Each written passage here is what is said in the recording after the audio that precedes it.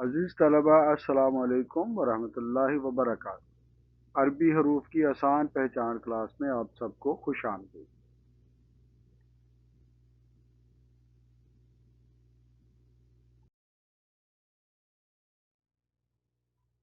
اعوذ باللہ من الشیطان الرجیم، بسم اللہ الرحمن الرحیم، رب زدنی علما، اے میرے رب مجھے علم میں اور بڑھا دے، آمین، بجاہ سید المرسلین صلی اللہ علیہ وآلہ وسلم۔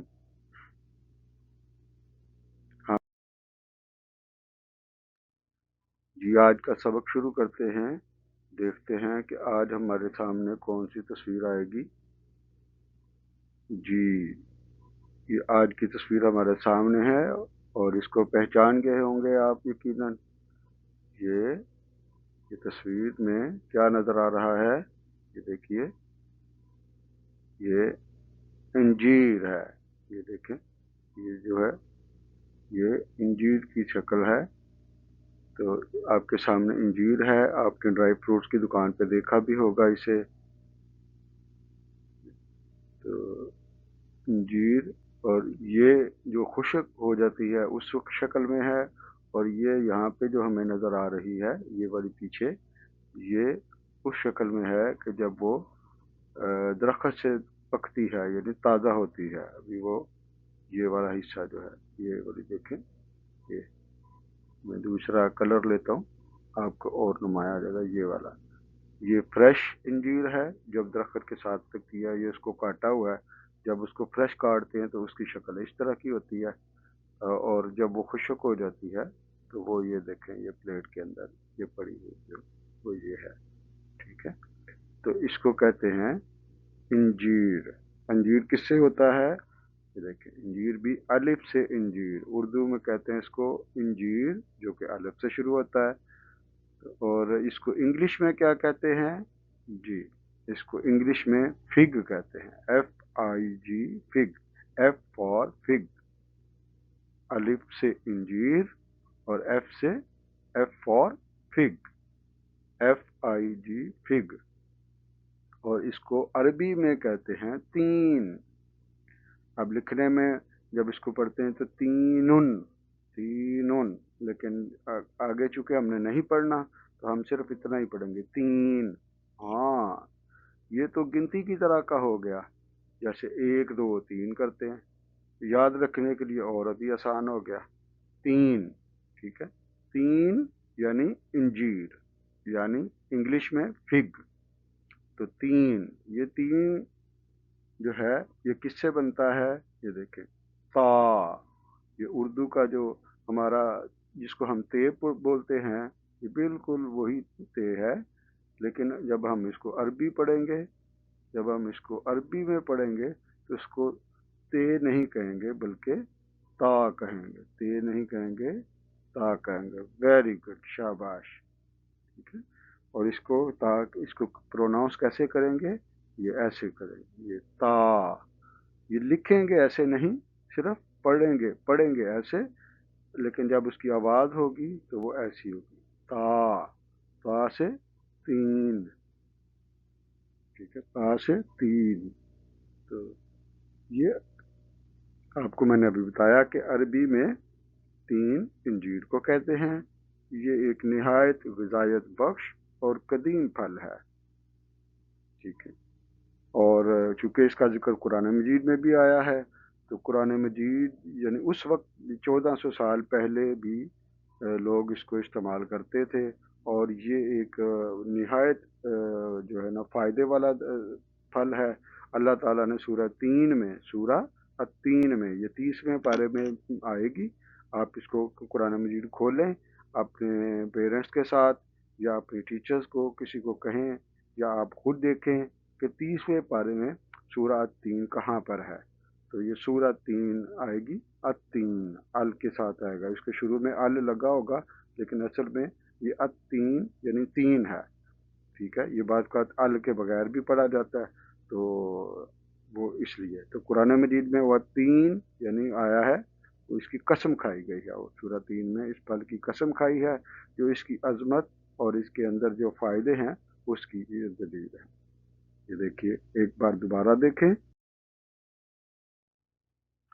जी, ये तस्वीर है। ये तस्वीर आप पहचान गए हैं कि प्लेट के अंदर जो पड़ी है वो खुशक इंजीर है, और उसके पीछे ये वाली, ये जब दरख्त के साथ लगती है या कुदरती तौर पर जब उगती है तो उसकी शक्ल कुछ यूं होती है, ऐसी वाली, ठीक है। तो इसको काटेंगे तो ये इसकी इस तरह की शक्ल होगी, ये वाली। तो इसको अलिफ से इंजीर कहते हैं, और एफ फॉर फिग इंग्लिश में कहेंगे, और अरबी में तीन, बिल्कुल 1 2 3, 1 2 3 जैसे हम कहते हैं गिनती में, काउंटिंग में करते हैं, उसी तरह ये तीन है। तो तीन अरबी में लफ्ज ता, ये जो हरफ है वो ता से है। इसको इसी तरह आपको नज़र आएगा, अरबी में पढ़ें लिखा इसी तरह होगा जैसे उर्दू में लिखा होता है, लेकिन जब उर्दू नहीं पढ़नी, अरबी पढ़नी है, तो हम इसको ता पढ़ेंगे। जैसे हमने बा पढ़ा था, ऐसे ही इसको ता पढ़ना है, ऐसे ता। और ये अरबी में तीन इंजीर को कहते हैं। ये एक निहायत ग़िज़ायत बख्श और कदीम फल है। अल्लाह ताला ने सूरह 3 में इस फल की कसम खाई है, जो इसकी अजमत और इसके अंदर जो फ़वाइद हैं उसकी दलील है, ठीक है।